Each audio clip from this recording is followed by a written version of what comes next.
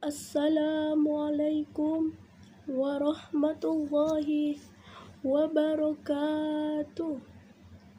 Hamdan wa syukron lillah. Salatan wa salaman ala rasulillah. Amma ba'du. Segala puji serta syukur marilah kita panjatkan kepada Allah Subhanahu wa Ta'ala, yang mana berkat rahmat serta hidayahnya kita masih diberikan kesehatan tanpa kekurangan suatu apapun.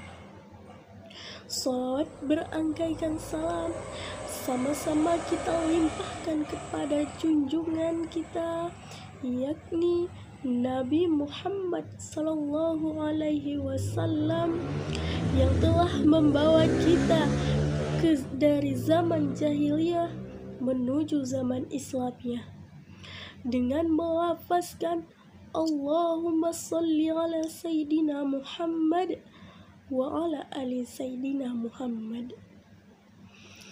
Pada kesempatan kali ini, insya Allah saya akan membawakan sebuah pidato yang berjudul Pancasila sebagai Pandangan Hidup Bangsa. Sebagai bangsa Indonesia, setiap kegiatan yang kita lakukan untuk kepentingan rakyat, maka harus berpedoman pada sila-sila Pancasila, di mana setiap rumusan dari sila-sila Pancasila tersebut selalu didasarkan pada komitmen dari setiap tokoh bangsa. Kemudian, komitmen tersebut dirangkum dan dijadikan sebagai pedoman hidup. Adapun makna dari Pancasila sebagai ideologi bangsa sangat penting diterapkan di dalam kehidupan sehari-hari.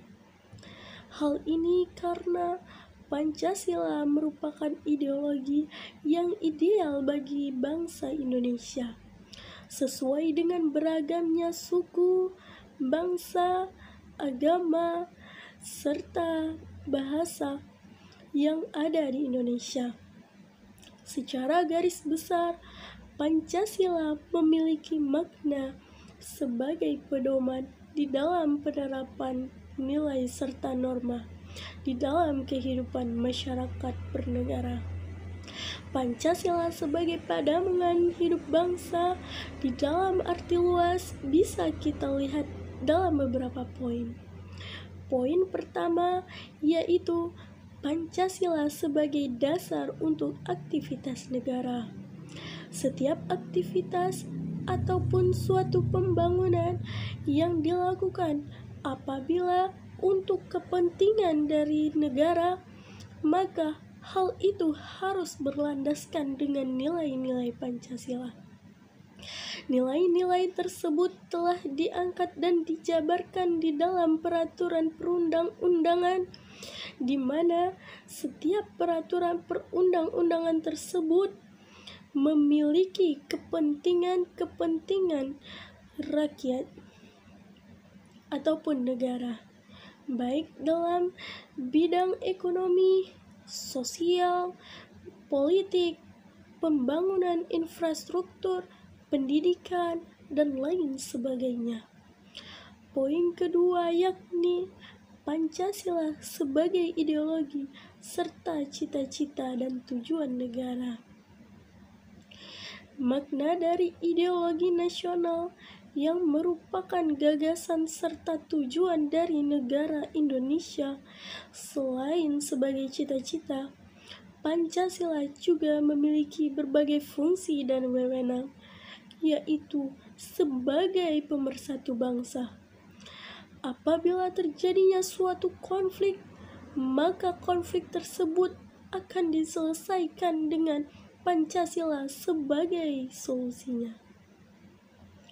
Selanjutnya, poin ketiga yaitu Pancasila untuk mengatur kehidupan berbangsa dan bernegara. Kedudukan Pancasila yang penting di dalam negara Indonesia sehingga dijadikan sebagai acuan untuk mengatur seluruh kehidupan negara.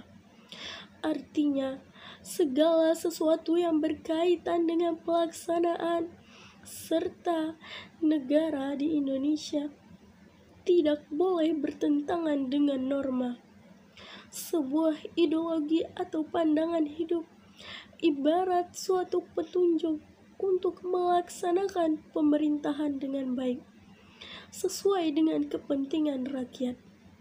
Jika terjadinya suatu penyelewengan oleh pemerintah ataupun masyarakat, maka bisa dikembalikan dengan peraturan yang berdasarkan dengan pandangan hidup bangsa. Adapun pandangan hidup tidak bisa dipungkiri, seseorang harus memilikinya. Meskipun pandangan hidup tersebut berbeda-beda, tak terkecuali di dalam tingkatan berbangsa dan bernegara. Pandangan hidup dipengaruhi oleh pola pikir tertentu sehingga terbentuk secara sadar dan menjadi prinsip di dalam kehidupan seseorang. Berikut beberapa pendapat para ahli mengenai pandangan hidup. Yang pertama, menurut Immanuel Caisiepo. Menurut Immanuel Caisiepo, pandangan hidup merupakan citra dari diri seseorang, karena pandangan hidup merupakan cerminan dari setiap cita-cita orang tersebut. Yang kedua, menurut Abdurrahman Wahid. Menurut dari Abdurrahman Wahid mengatakan bahwa pandangan hidup adalah rangkuman dari berbagai sumber dan menjadi serangkaian nilai dalam suatu masyarakat.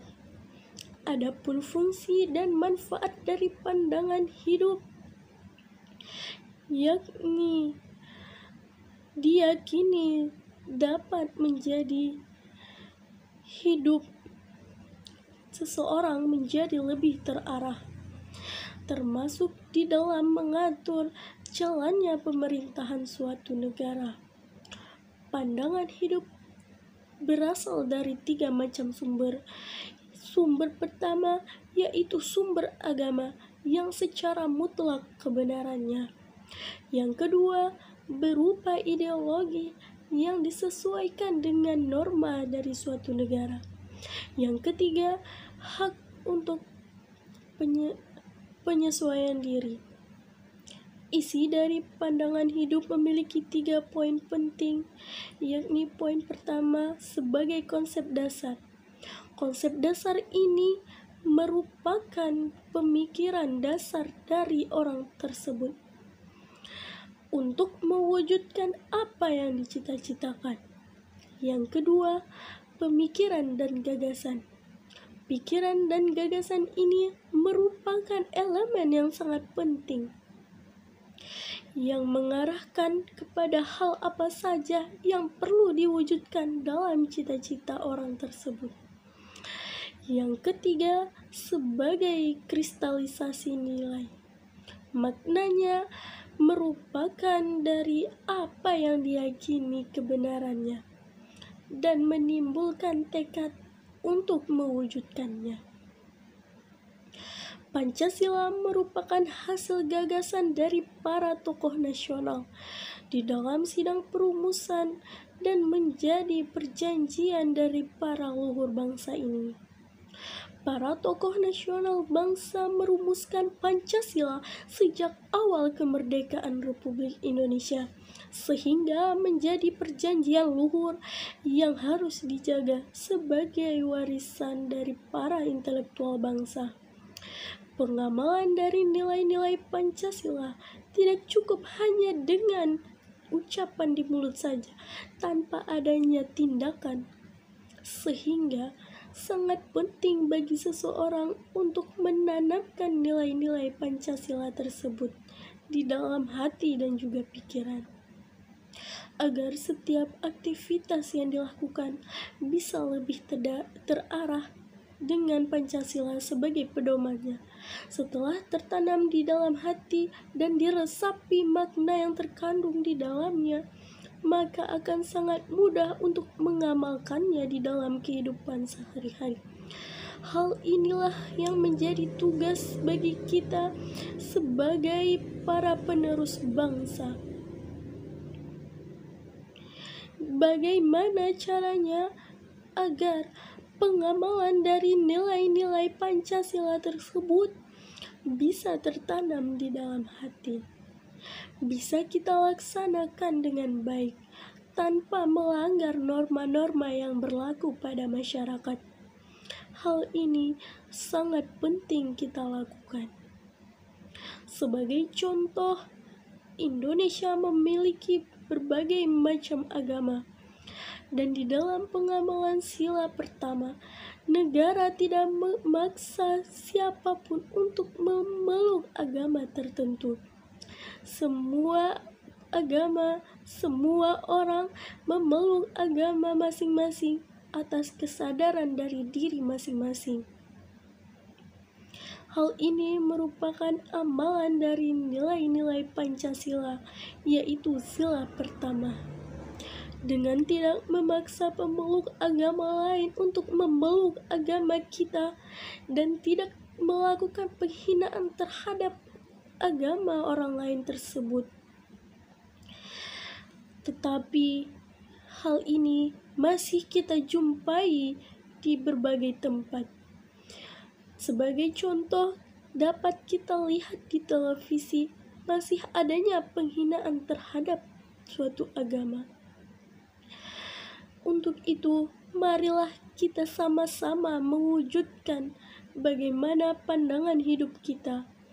Marilah kita sama-sama mewujudkan cita-cita dari pandangan hidup bangsa Indonesia sesuai dengan yang tercantum di dalam sila-sila Pancasila.